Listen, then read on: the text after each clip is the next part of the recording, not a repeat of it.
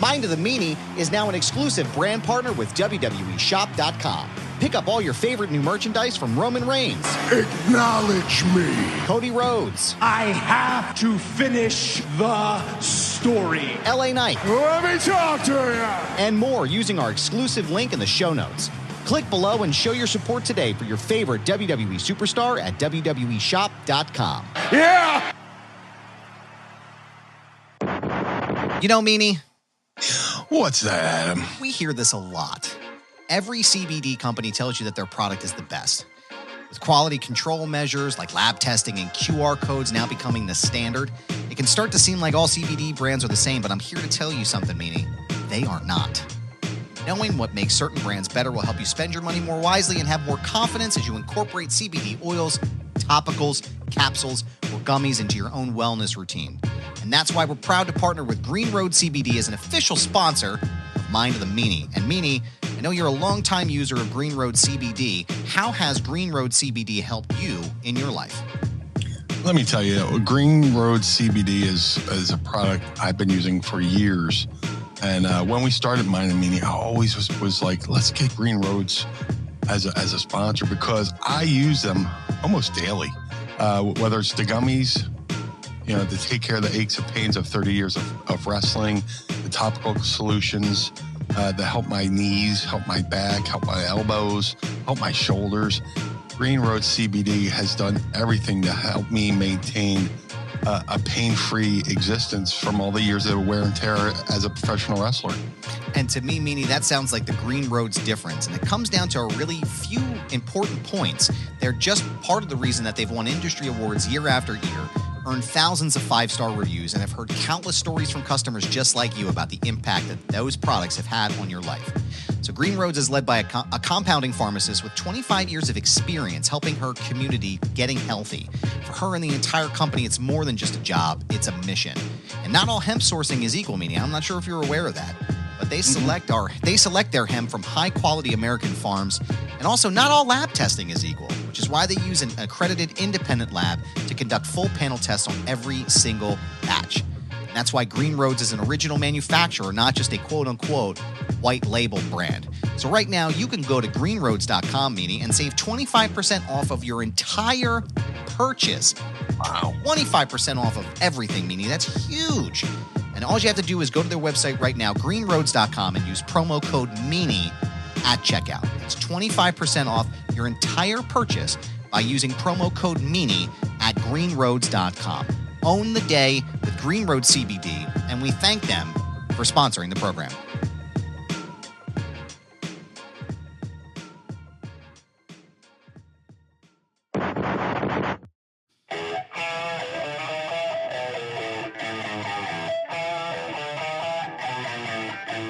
This is the Mind of the Meanie.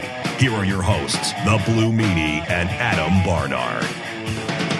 Peace, world, and welcome everybody to the Mind of the Meanie, your weekly peek into the world, according to former WWE superstar and ECW original, the Blue Meanie. We'll cover wrestling, music, movies, sports, and lots of useless knowledge, all contained in the Mind of the Meanie. I'm your tour guide, Adam Barnard, and he is the Blue Meanie. Meanie! Yes. Good morning. What's on your mind? Oh, man. I was feeling great till about right before I logged on to fucking do the show and had a sneezing fit for like 20 minutes. Oh, man. Gotta love this time of year. Mm-hmm.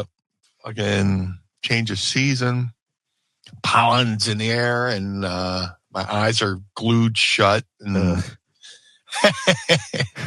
but yeah, enough about me. No, I'm doing all right. No complaints. Feeling a lot better. Good. As I say, I'm sneezing my head off. You know, I finally got down under control, so I am feeling better. But good. Doing good. Had a great week. Had a great weekend last weekend with the screenings for the Raven documentary. I was about to ask and see how that went. How did all that go? Yeah, we did 2 screenings here in Philly at a really cool venue called Philomoka. I had never been there before, and it's a really cool spot. Philomoka is. I met the guy who runs it. maybe the owner. I'm not sure. Mm. It used to be a showroom. He said it was a showroom for mausoleums. Oh, which I don't know what the fuck that means, but I'm not sure, but it sounds awesome. So great. But yeah, it was like a really cool small spot, but it was packed. Good turnout for the documentary. We did a Saturday screening and a Sunday matinee. Great turnout for both. Thanks to everybody who came out. It was cool to watch the movie with fans because, I had watched it a couple times by myself, just to get a gist of it because I knew I was hosting the Q&A after. And I just want to have a good, grip of what I was going to talk about, what I was going to ask about. And it went really well. Raven was there for both. We did Q&As after the show. I got to introduce the second showing. Oh, that's awesome. Yeah. And I always say, like, it's weird. I always say in wrestling, or like if I'm talking to a younger guy, different towns react different ways. And even though we had 2 screenings in Philly, it was cool to watch 2 different crowds watch this movie because they reacted similarly, but in some ways they acted differently in different parts, because, a lot of Raven's humors, he has some self-deprecating humor in there. And it's like the first crowd, like, is he joking? And then the second crowd would like pop for the things he said. But sorry, I'm apologizing. I'm annoying myself with the sniffles here. You're fine, man. You're good. It's that time of year, brother. Fucking brutal. But yeah, documentary is excellent. It's 2 hours long. It doesn't feel like it. Easy watch, but Raven's documentary goes really in depth on his career and personal stuff that he brings out that, like I said, a lot of it I never knew about. And it's Raven's seen the movie so many times. He says he'll go to the screenings, but like he stopped watching it because it's so hard to watch him talk about certain things anymore. Yeah. And he'll do the Q&As, but really good documentary. And it's like, it's a good, the secret to a great documentary is, even if you're not a wrestling fan, there's a story there, a human interest story. I wouldn't say this, I wouldn't say it's a wrestling documentary, but it's a documentary about a guy who happens to be in wrestling. Right. And, highly recommend it. They're still doing some more screenings. So follow Raven on his social medias at the Raven Effect. Or follow my social medias. I've been sharing a lot of the information as they give it to me. So I'm happy to do so because without Raven, there would be no Blue Meanie. God knows where my career would be if he hadn't decided to to help me out. Right. So, but hopefully you get a chance to see it soon. I'm excited to. I would recommend it to anybody, just because I'm a documentary junkie. Yeah, easily. I could watch a documentary on basically anything, and this was like an easy documentary to watch. Yeah. I'm looking forward to seeing it, man. It's on my list. We are both documentary junkies. I very much enjoy it. I've been trying to find some time to get out there and take a look at it, but very excited. Also to see my good friend Blue on the big screen, always a plus. Always good to see you there. I have to thank Jordy Day, the director producer of this movie. He gave me like the coolest background, and now like he filmed everybody different spots, but I filmed my stuff like right January 2021. Mm. And it was like we filmed here in South Philly. It was like this production place. They had like it was like I wish I could remember the name of the spot, but it was like in like you wouldn't even know it. It was like in an area where like I guess people used to have like garage repair shops for cars. Right. They converted into this production studio thing, and they gave me a background. So if you watch the trailer, like I'm sitting in front of like this really cool setup, and I'm like, man, I think I got like probably one of the cooler setups to be interviewed in front of. So yeah, that's awesome. Yeah, I've only ever once sat for a documentary. It was for Novak, Brandon Novak's documentary that was supposed to be out like a decade ago. And I'm pretty sure I filmed that footage. I want to say it was 2011 or 2012. Wow. In the radio room, in the actual like broadcasting room of WCUR, Westchester. And I looked like a child in there because I looked like I was fucking 12 until about a year ago.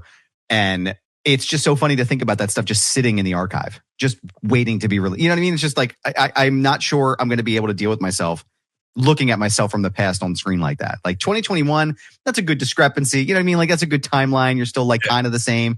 But 2011, bro, like, come on. I don't even know if I have that shirt anymore. I know that the fucking studio don't even look the same anymore. So yeah, kind of crazy, man. But I'm very excited to see it. Yeah, just like I said, I've done a few documentaries. Yeah, and been fortunate enough to be in a few documentaries. And there's always that moment when I'm watching myself and I could tell where I get a little tongue-tied and I'm like, son of a bitch, they kept that take in. Like, damn it, we should have done it again. Yep. Like there's a line I hit in the trailer and you could tell it was like they put two sentences together to make this sentence fit. Yeah. Man, I sound like an idiot. But in the documentary, everything was, is great. Flawless, yeah. Yeah. But yeah, I'm in it. Raven's in it. Billy Corgan's in it. Oh, no shit. Chris Jericho's in it. Bubba Ray Dudley's in it. Raven's, I didn't even know Raven had a sister. His sister's in it. A lot of his childhood friends and college buddies. He went to school. He went to college in Delaware. So yeah, just a lot of people from his life. This is probably one of the better documentaries to come out in a while. So just from a human interest standpoint, I know Lucha's here from the Pod Squad. Shout out to the Pod Squad, by the way, who's joining us every single week. Look at that shirt right there, that beautiful blue Pod Squad shirt right there. And you can get one of those right now. Cheap plugs are at prowrestlingtees.com/mindofthemeanie. And every shirt that you pick up helps keep the lights on at, as you know, Casa DeMeanie and the Barnard Home for Wayward and Troubled Youth. So please support the show. And we thank you for being here. Lucha he's asking here early, do you know if there's going to be any New York City screenings? I just had the, let me see, I got the tie up there list on my, of the upcoming screenings. Doesn't look it. But good news, it will be available if you give me a second. Yes, sir. Take your time. It'll be on, it'll be available. Oh, I found it. It'll be available for screenings November 18th. Nice. On, Prime Video, Vudu, Google Play, and Apple TV. Nevermore, The Raven Effect. November 18th on Prime Video, Vudu, Google Play, and Apple TV. Awesome. And then 3 days later, there's a documentary coming out. Everybody knows I'm into UFOs and stuff. A documentary called The Age of Disclosure. I can't think of the guy's name. Oh my God. Oh, Dan Farah. Director Dan Farah, who's, he did the movie Ready Player One, and a few other things. He's closely tied to Steven Spielberg. he did this top secret documentary on UFO UAP called Age of Disclosure. He's got 30. Now, here's the weird thing. I want to talk about this, and we don't talk about politics on this show, but right, it's worth noting that the topic of UFO UAP is one of the few topics where people on both sides of the aisle agree. Mm-hmm. It's like the first thing they've consistently agreed on since 9/11. When it came to defending the country and stuff like that. But the whole issue of UFO UAP has become this issue, and this documentary, Age of Disclosure, has 34 former and current government officials talking about there's something in our skies and we don't know what the fuck it is. And I think the military really hasn't wanted this stuff out because they've encountered these things countlessly, and there's nothing more terrifying than telling the citizens of your country, there's something in our sky, and that if they decide to attack, we can't do anything about it. Listen. There's something up there. Can't fucking say what it is, but if it is, we're fucked. Yeah. And then there's the other issue of oversight, because, these things have crashed. Mm-hmm. And, we had, allegedly we have recovered vehicles, and allegedly we've handed these vehicles off to companies to help reverse engineer them. And then the reason why they hand them off to these companies, because say perhaps allegedly a company like Boeing or Lockheed Martin. Yep. Just thinking the same thing. Yep. They are. You don't have to, if you want to do a FOIA request, which is a Freedom of Information Act request. You can't do that to a private company. So, it's like, oh, we found these things. Oops, now you have them. Now, also, if the government comes out and goes, yeah, we've found these vehicles. Yeah, we handed them off to Boeing or Lockheed Martin, and their reverse engineering. Think of all the lawsuits of all these other companies that said, the companies handing, unfair advantage in the trade, in the trade sector. You found this, technology and you handed it off to a competitor. Right. Like, imagine the stock market, fluctuating around that. It's multifaceted, and something I've been following for more than half my life. Since I was 9, I've told the story.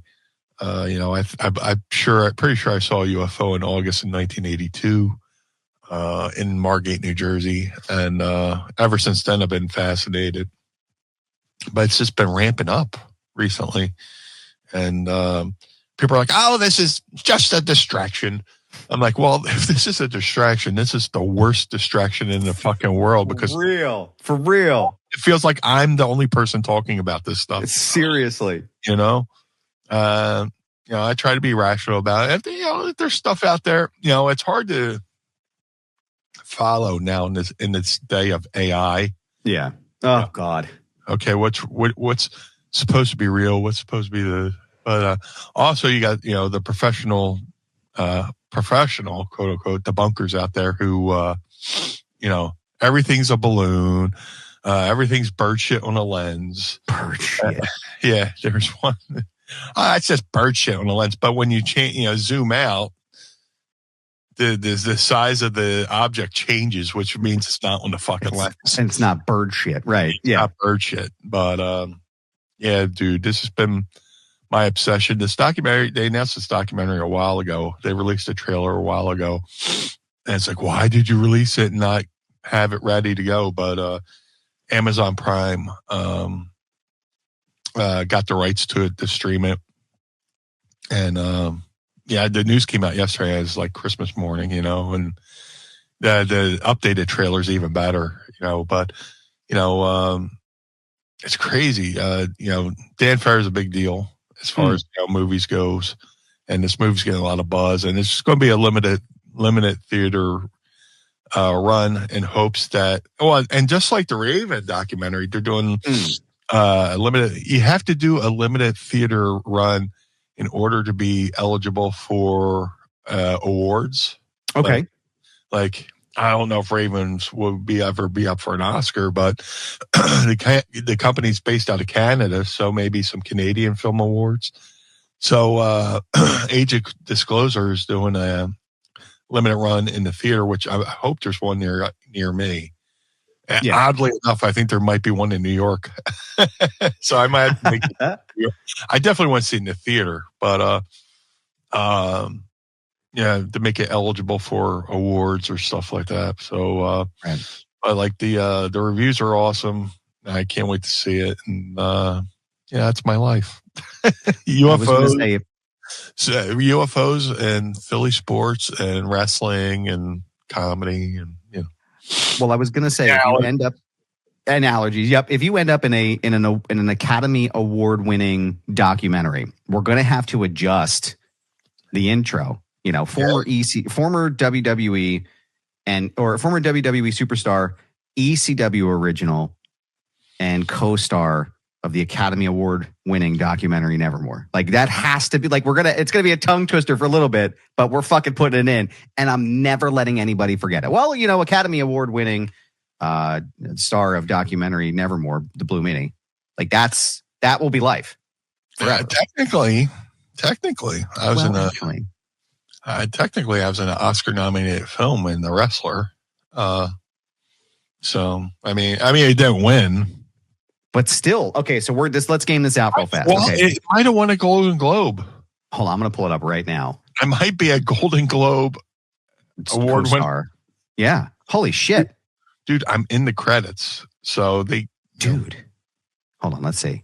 I was a consultant too. Best Picture. Mickey Rourke was nominated. Let's see. Best Film. Detroit Golden Globes. Best Performance. Best Feature, Independent Spirit Awards. This is up for a lot of shit, man. It didn't win. So he won a Golden Globe for the role. The movie was nominated for, let me see here, Academy Awards Best Actor, and Best Supporting Actress. Chicago Film Critics, a lot of Best Actor leads. No. Okay. So we got to make sure we got to figure this out. All right, Pod Squad, here's what we need to figure this out. We're going to work together on this. Okay. What we need you to do is go see Nevermore. And then when it's time for nominations, because it will be in the nomination pool for this year coming up, we have to get it in front of the Academy. So Meanie and I, we're going to pull some strings. We're going to work together. We also need you out there to help us as well. So we're going to do a big campaign for this. And not only is it for us to get, Raven a well-deserved award, an Academy Award of all things. But we also want to just add this to the intro is really what it's about. So also Meanie's got to wear his blue tuxedo to the Academy Award ceremony. I'm sure Mrs. Meanie's going to come up with something great as well. I'm sure it'll be it's going to be fucking amazing. Right. Mass Sanity's here with the save. London Film Critics Best Picture winner. So here we go. We're going to fix the intro as we speak live on the program. Yes. WWE superstar, ECW original, and co-star of the London. Oh, this is fucking great. London Film Critics Best Picture winner. The Wrestler. The Blue Meanie. Perfect. Does that sound good to you? Let's practice. Okay. Peace, world, and welcome everybody to the Mind of the Meanie, your weekly peek into the world, according to former WWE superstar, ECW original, and co-star of the London Film Critics Best Picture winner, The Wrestler, the Blue Meanie. Keeper. I like it, man. I like it. Thank you, sir. You're hired. You have the job. I appreciate it. Oh, thank you. And a pleasant Papa Booey to you, sir. Papa Booey to you. Let's see what we got. I got a bunch of conversation here in the Pod Squad chat. We're lighting it up today. Jesse Brown's here. I've been watching a lot of 98 Nitro recently. I'm seeing a lot of Raven. Didn't care much for him as a 10-year-old, but now to watch as an adult, he was pretty good. Listen, there's always opportunity. There's always a reason to watch 1998 Nitro. Okay. There's never not a reason to, but I'll say this, man. When I was a kid, there's a lot of wrestlers that, quote unquote didn't do it for me. Like all right. But now that I'm older and I have a trained eye, I'm like, oh man, they were so good, and I kind of kick myself for not liking them sooner, but that's how that's life, likes change, tastes change, and I appreciate a lot of stuff that I hated as a child. Yeah, I can go back and appreciate that too. Like it's cool to go back and see all that, and get a new, different appreciation for it. Mass Sanity says, if Raven didn't leave WCW when he did, I think his faction with Vampiro and ICP had some potential. You're probably right. That was around that time where that stuff was really popping. So I'm sure it probably would have took off. Yeah. And again, I would have loved to have seen the Blue Meanie in that. But Meanie, before we talk about our friends of the show and their retirement, which we believe it's a full retirement, but I'm going to get your opinion on it. I'm circling back to a couple weeks ago for one of our episodes, which you could listen to right now at mindofthemeanie.com. All of our archive is there. But we were talking about the Dumpkin Spice Dude Wipes. And I'm proud to say I am the owner of the Pumpkin Spice Dude Wipes here. They are, if you can see, Dumpkin Spice. And it says the packaging says it smells like fall stuff with nutmeg and clove. And actually, it smells more like an apple cider than a pumpkin spice. But I'll tell you what, man, my butt's never been cleaner. It is more like festive. apple cider. Ooh, festive, fall fun. And I'm feeling fresh. So in case I have like 6 packages of these, so I might end up mailing one to your house because I don't know. Like I can't use them. Where did you get it? Where'd you on Amazon? Got them on Amazon. I ordered. It was like 5 or 6 for like $20. I'll send you the link. $20? I'm in. Yeah, listen, I'll send you the link after the show here. But we are not sponsored by Dude Wipes, by the way. We would like to be, but we're not. Oh, I'd love to. That would be fucking great. We talk about it enough on the show. It'd be fucking fantastic. So I'll do some research on that. But Mass Entity wants to know, are Dude Wipes any better than other butt wipes? And how are they more dude-ish than other? I would say, and you can actually. What do you think, Meanie? Do you think these are better than the actual other butt wipes? They're definitely sturdier. Yeah, like some butt wipes, like the jabroni ones we got in our bathroom right now.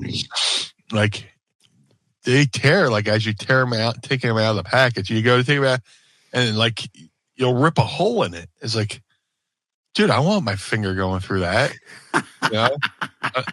I don't want to fucking check my own oil. God damn. Seriously. Well, goddamn. But, yeah, man. Yeah, it's definitely sturdier. Like you can, trust that, you won't, go to the third knuckle. Yeah. Yep.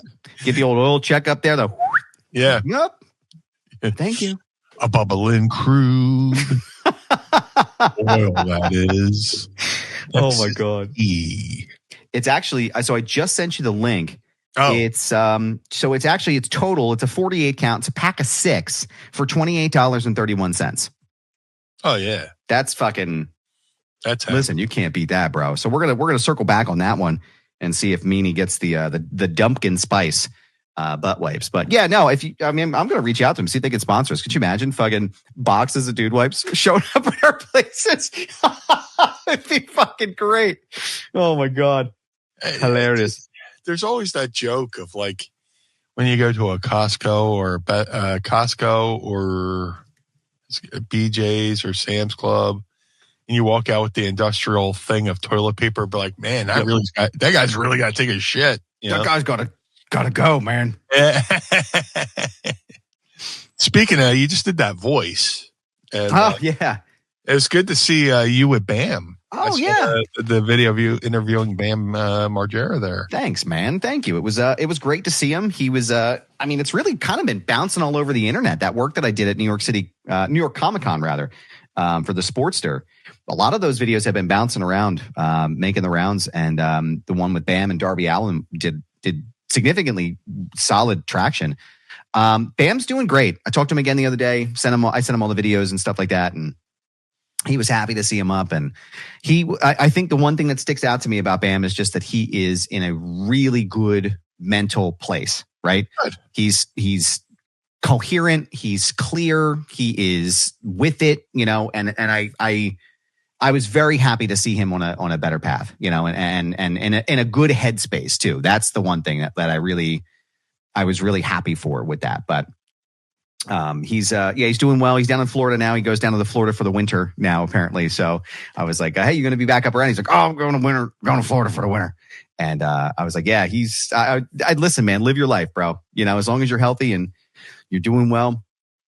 I think you just answered. Mass Sanity says, I think you just answered my question, but would you say Bam is healthy? Yes, I would say so. Bam looks like he's in a good place. You've known the guy forever. I've known him for like what feels like almost 20 years. I want to say it was 2007 when I first met him. Yeah.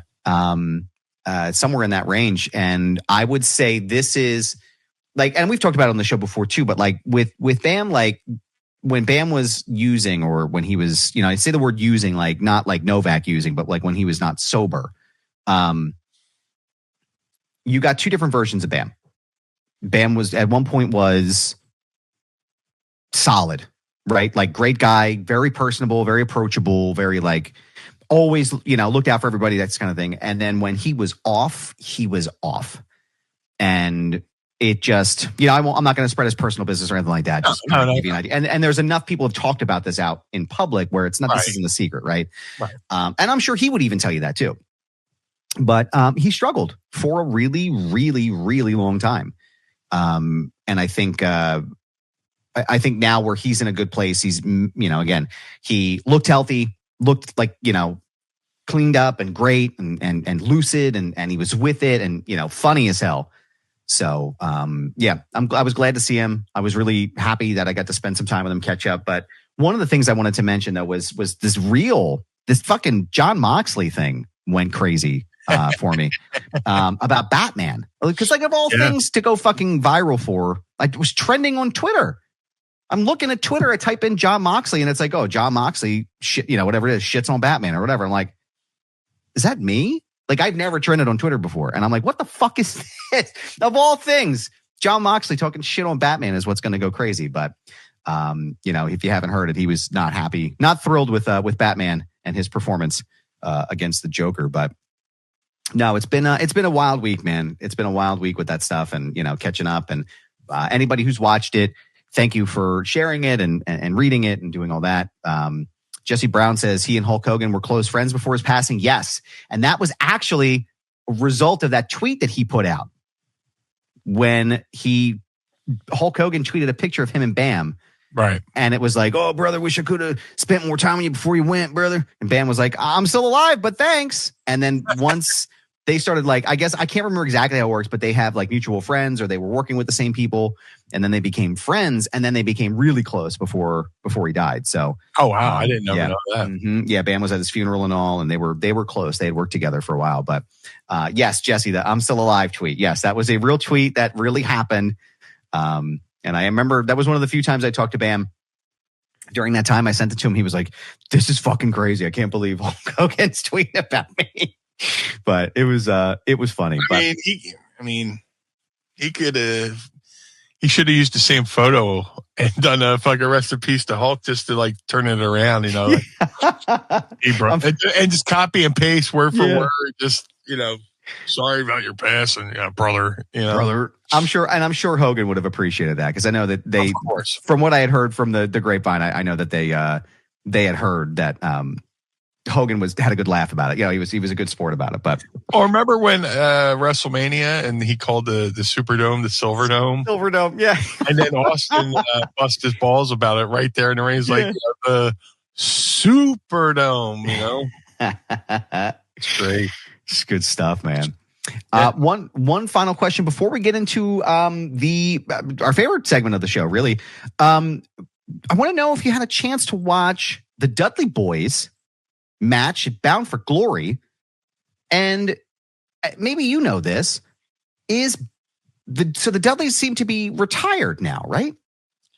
Yeah, I've seen bits and pieces of the match. And And the Dudleys took their boots off and gave them to the Hardys at the end. Yeah. And man, talk about an emotional moment. But hey, if that's indeed Bubba and Devon's final match, what better match to go out on top with? Yeah. I can see where Bubba will want to be done with in ring. He probably feels the same way I do when we have a match now, and I'm in my 50s. Yeah. I'm sure Bubba's right around the same age as me. But yeah, I've seen him have, matches, and then in the back, you can just tell where it's like, just like you feel a little bit more at our age. So, I mean, if you're going to have a final match and be on a pay-per-view with two guys you help revolutionize, a series of matches. He did some revolutionary series of matches, with those TLC table ladder chairs matches. I mean, the only thing that would have been even better is if Edge and Christian were there. Yeah. Oh man, dude, that would have been great.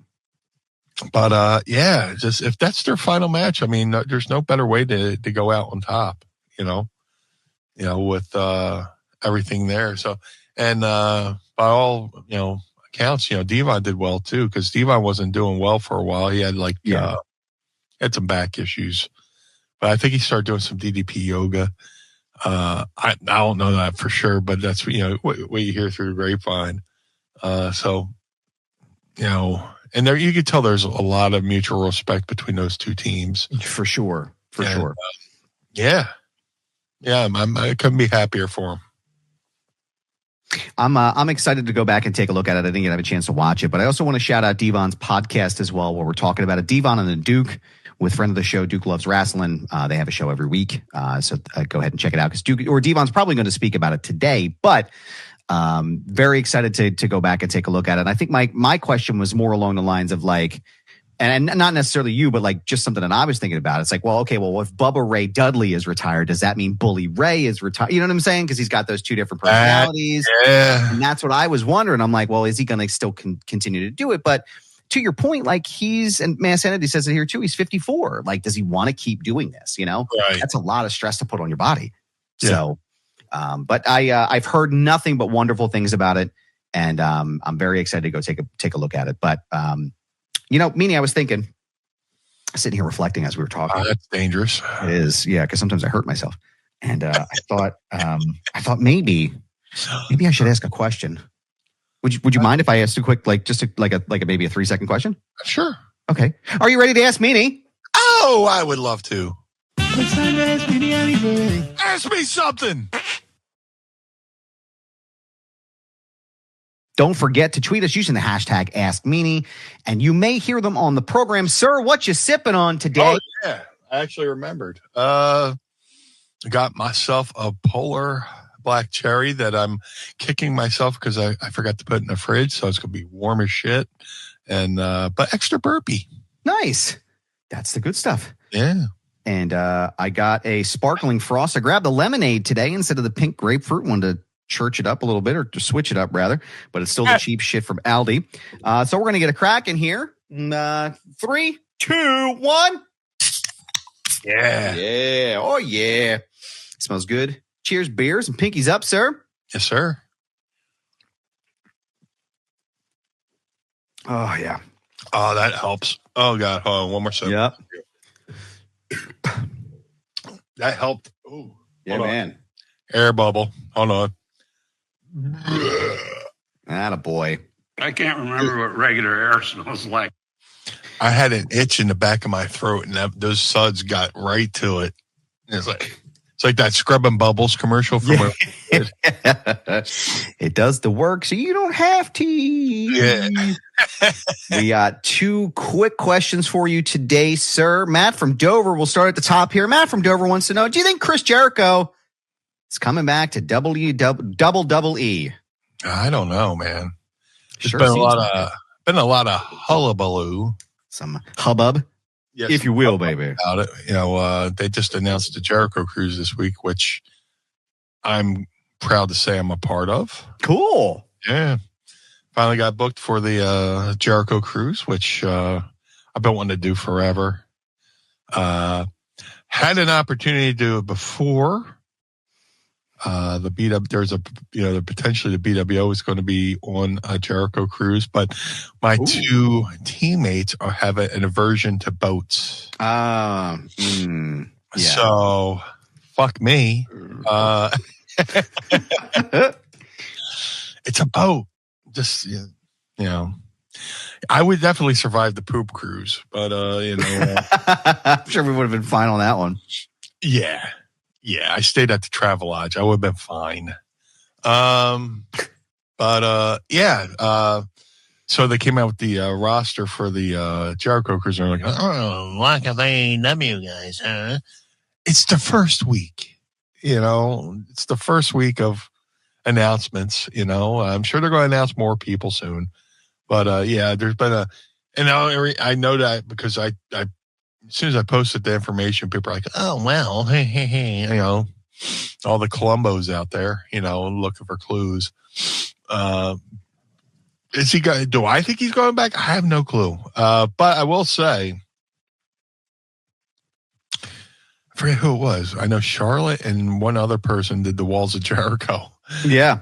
It's like, Well, they also did something where they went back and did, I think it was during the John Cena AJ Styles match, and they used a bunch of footage of people's moves, and one of them was Jericho. And I'm going, why'd they use Jericho? Yeah. That's an AEW guy. Why'd they use Jericho? Yeah. Riddle me this, Batman, but don't ask Moxley about Batman. But Jericho's smart. Yeah. He would never let the truth get in the way of a good rumor. He's playing it good, man. I like it. He ain't selling Jericho is so savvy. He's so savvy. But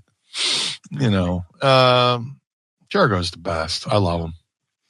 We got one more question for Chris, if you're listening. Actually, he does listen to the show. He helped us during our 200th episode. Chris, we'd love to chat with you sometime, sir. I know I appreciate that you yelled at us and told us you were going to speak to your counsel about coming on the show. And we're happy to report that we've come to an agreement with counsel. And we would love to have you on the show, sir. No, seriously, all jokes aside, we would love to have you on. It would be great to chat and chop it up with you, because I got lots of questions about that pizza story from when you won the Unified Championships. I would have just want to know what kind of pizza you had. But last question for the day. Mass Sanity says, I know that you were a Kiss fan. Yeah. But did you have a favorite era? And yes, the death of Ace Frehley inspired the question. We forgot to talk about that today, but we'll table that for next week. So any favorite era of Kiss? Yeah, you always like the classic era, but I was a big fan of the 80s butt metal era of did you say butt metal? Yeah. Butt rock. Yeah. Love it. Feel my heat, taking you high. Run with me, heaven's on fire. Like good strip club music, Yeah. Oh, heaven's on fire. For that.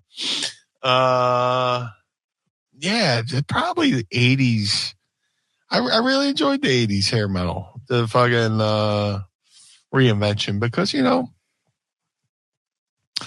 it's going to, they went through a bunch of stuff, and, they tried different stuff and evolved. And if they hadn't taken off the makeup there for a while, who knows where the band would have ended up. They had the classic era, and then they went into that Elder. They did that album, I think it was called The Elder, where they changed up their look and their sound, and they're trying to do a concept record, and it didn't go over too well with a lot of the hardcores. But then they took the makeup off in the era of MTV, and had success there, and just like that, 95, 96, makeup came back on and doing gangbuster business, but Ace Frehley, man, it's crazy. Talk about a legendary guitarist, inspired hundreds of thousands, if not millions, of potential guitar players. had his issues, but who didn't? Of course. We've all been there. Oh yeah. But when he passed, I remembered he got on stage with Pearl Jam at Madison Square Garden in 2008, maybe. No shit. And they did a Kiss song, Black Diamond. And it's one, Black Diamond's one of those songs where Peter Criss sang. Mm. And the singer the drummer for Pearl Jam, Matt Cameron, is a really good singer too. So they pretty much played the song, note for note, and did all the little breakdowns and stuff. And I posted that to my socials, and people are like, I didn't know this ever happened. And oh my God, this is great. And it was. And Ace got up, another time with Pearl Jam, and they did "Rockin' in a Free World," the Neil Young song. And, keep on rocking in the free world. I used to always sing "Keep on Rocking Out the Free Bird." Keep on rocking out the free bird. Every once in a while, I'll sing. Which ironically, when we did that, we did a Kiss parody in ECW, me, Stevie, Nova, and Devious Donnie Allen. And Stevie was doing Paul saying, "What song is it you want to hear?" And he hits me, but Nova played Ace Frehley in our Kiss parody. And awesome. He influenced so many different people, and he was like the uncle to a lot of great rock guitarists, it hit Mrs. Meanie particularly hard, one of her favorite guitar player. Well, her favorite guitar player, Dimebag Darrell. Oh man. Yeah. Back in the day, Pantera had those home videos, and there's a video of them doing Cold Gin, and I think they brought out Ace for one show. But she, her photo on social media was Ace Frehley with Dimebag. Oh man! Cool. And then my favorite band of all time, Van Halen, has a connection to Kiss because Gene Simmons not only found Van Halen, but Eddie and Alex Van Halen played on a Kiss demo. Christine 16. He wanted to get together and just jam. And the rumor is that the take they did with Eddie and Alex might be the actual song that's on the album. So no shit. They did a couple songs with Gene and Paul. But I mean, Ace Frehley, man, iconic. Yeah. Back in the day when Kiss, they had this internal competition to do 4 solo albums. Peter had an album, Paul had an album, Gene had an album, Ace had an album. And universally, Ace's album was considered to be the one that was the better of the 4. So, rest in peace, Ace Frehley. Yeah, man. It's a shame. Another piece of rock and roll legacy, no longer with us, but always enjoyed a good Kiss tune, man. Absolutely. Excuse me. Vanessa said in here, she mentioned God gave rock and roll to you. And I think I recall as a kid, that was my first experience with Kiss because that was in Bill and Ted's Bogus Journey. Yeah. I think it was 91 or 92. And I remember that being the very first time I think I'd ever remembered hearing Kiss and then going back and be like, what the hell is this? Why are they in makeup? Not understanding at all. And I was like, oh, now it makes sense. So, again, terrible. It feels like it's just rock and roll is taking a hit, man. And just this year alone has been the shits. But yeah, we want to thank you for your questions each and every week. We appreciate you guys and gals being here. But Meanie, good sir. Oh, yeah. It's that time of day. Where can everyone keep up to, God damn it. Where can everybody keep up to date with all things blue when they're not listening to the program? If you would like to follow the Blue Meanie on all forms of social media, Facebook, Twitter, Instagram, at Blue Meanie, BWO, in all forms of social media. If you would like to support the Blue Meanie, few fine folks have been kind enough to buy some t-shirts this week. Go to prowrestlingtees.com/Blue Meanie. To support Mind of the Meanie, go to prowrestlingtees.com/Mind of the Meanie. Get yourself this nice little pod squad shirt. Hell yes. Yeah. madcatbeercare.com. Get the Blue Spruce Beard Oil and Balm or Balm. Either or. No wrong choice. Shout out to my boy Josh Thornton, who's doing an amazing job out there taking care of the cats. Bounce them up, takes them to the vet, and leaves them off better than he found them. So if you're a cat lover like myself, go to madcatbeercare.com. The Ultra Pro Wrestling video game coming to all major consoles. Ultra Pro Wrestling contains not only original characters by the amazing Hal Haney, but many real-world wrestlers, including myself and many others. Go to ultraprowrestling.com or follow them on Twitter at UPW Video Game. That's ultraprowrestling.com or follow them on Twitter at UPW Video Game. The figure collections Bone Crushing Wrestlers Series 1 variants of the Blue Meanie are available now. All Series 1s can be ordered right now at shop.figurecollections.com. That's shop.figurecollections.com. Type Blue Meanie in the search bar. Select regular Blue Meanie or BWO Blue Meanie. Either way, there is no wrong choice. To have the Blue Meanie on your podcast, go to podstars.net. PODSTRZ.net. Register your podcast, book the Blue Guy, and let's have a conversation over there at podstars.net. Cameo.com/Blue Meanie BWO for birthdays, holidays, and well wishes. Did a couple this week. Got a couple 5-star reviews, which is pretty cool.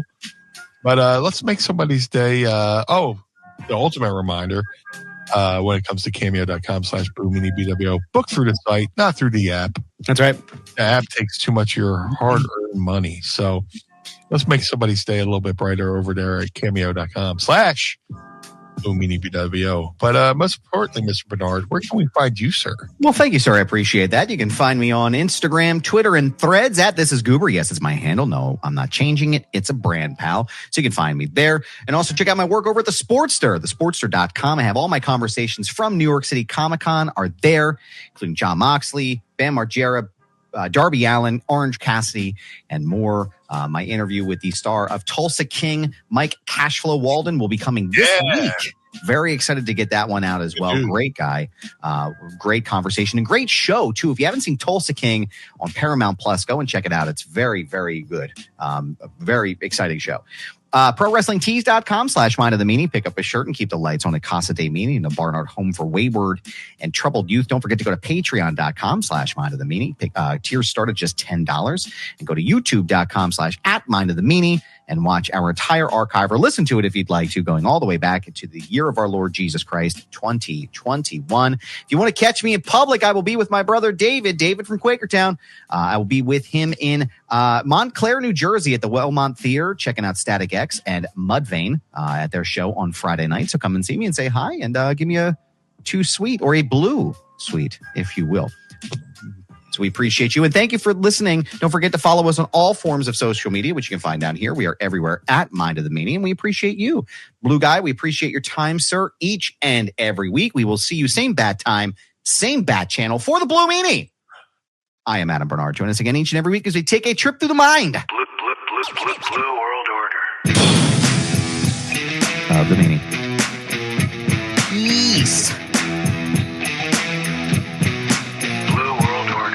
This episode of Mind of the Meanie was recorded and produced by Adam Barnard and was engineered by Carl Pinnell. Additional production and narration provided by Sam Krebs. Our executive producers are Josh Chernoff, Adam Barnard, and the Blue Meanie. Our opening theme is performed by the Swamp Candles. Our closing theme is performed by Chikara. The show contains original music produced by Enrichment. Get additional bonus content by becoming our patron on Patreon at patreon.com/Mind of the Meanie. And follow us on Twitter and Instagram at Mind of the Meanie. This has been a Butts Carlton media production in conjunction with the MLW Radio Network. Butts Carlton, proprietor. Blue World Order. Dad, why does Blue Meanie's brain out? The world of MLW Radio never stops.